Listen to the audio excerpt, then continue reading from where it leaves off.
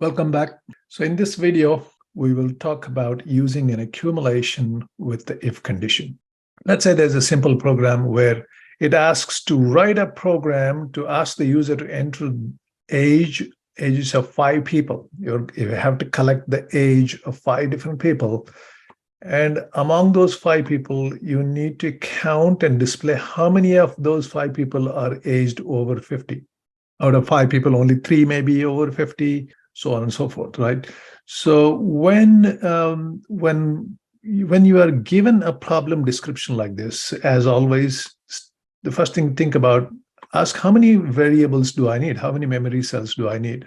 And names of those variables and the purpose of each variable. As a programmer, you should have answers to these before you start programming. It doesn't mean that you will know all the variables up front. As you write the program, you may realize that you may need a few more variables. You can always add those. But as a beginning programmers, first time, think about how many variables you need. So to solve this problem, first of all, ask here, what are you collecting from the user? You have to collect the age of 5 people. So I don't want to have 5 memory cells here. I want to just use one memory cell called age. I'm going to be reusing the same memory cell called age. So the plan here is to collect the age from the user into this variable and check to see age if the value in this memory cell is over 50, simply increment this variable by 1. That is my plan. So that's the plan that you need to come up with.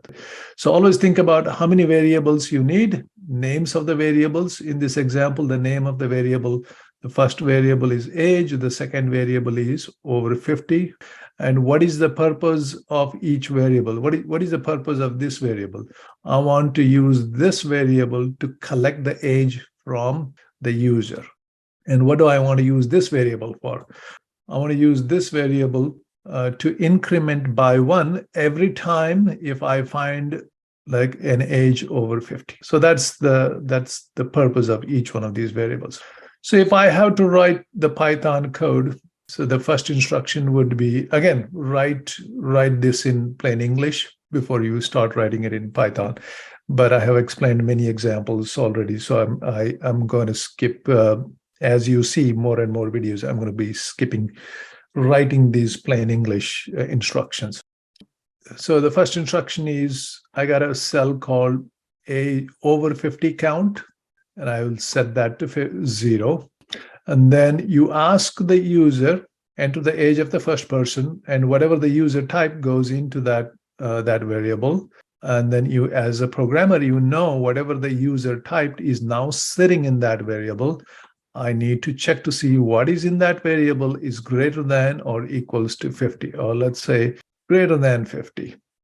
So if it is greater than or equals to 50, I simply increment this cell by 1. So which is that's a purpose, right? If what is in this cell is over 50, I want to increment that cell by 1, and that's what I'm doing.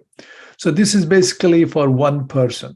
This is the core idea here. This is the pillar, the heart of the solution here, right? Once you got it for one person, and you simply copy and paste it for other people. So that is for one person, and this is for second person, third person, fourth person, and the last one, fifth person. You see how simple it is? Fifth person. Save it. So now the main thing here is to come up with the core logic. This is my core logic.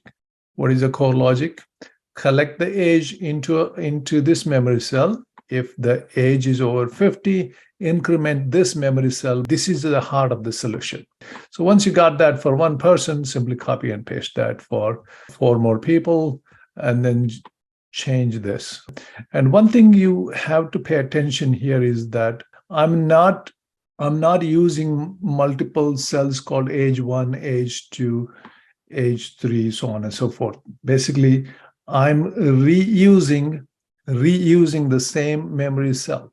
So why do you need to reuse? Once I have gathered the data and I have made the decision, I don't need to preserve the value in that memory cell. So I can always use the same memory cell to collect the new data.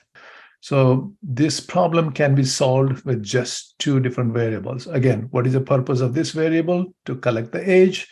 And what is the purpose of this variable? When you find the age over 50, you simply increment this variable by 1. So that's the plan.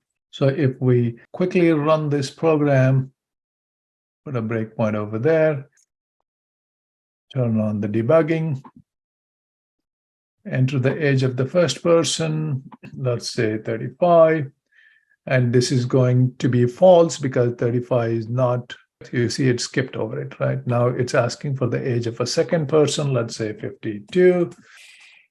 Now 52 is bigger than 50, so it's going to go into the line number 11 because the condition is true. Now, right, age of the third person, let's say 60. 60 is bigger than 50, so it's going to increment count by 1. Now you see, as I hover over this, what started, it started the over 50 count at the beginning, it was 0. Now over 50 count, it became 2. So now it's asking for the fourth person. Let's say 45 is 45. Right now, watch here.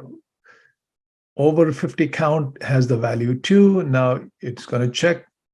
Since 45 is not bigger than 50, it's skipped over that. Now, fifth person, let's say 65.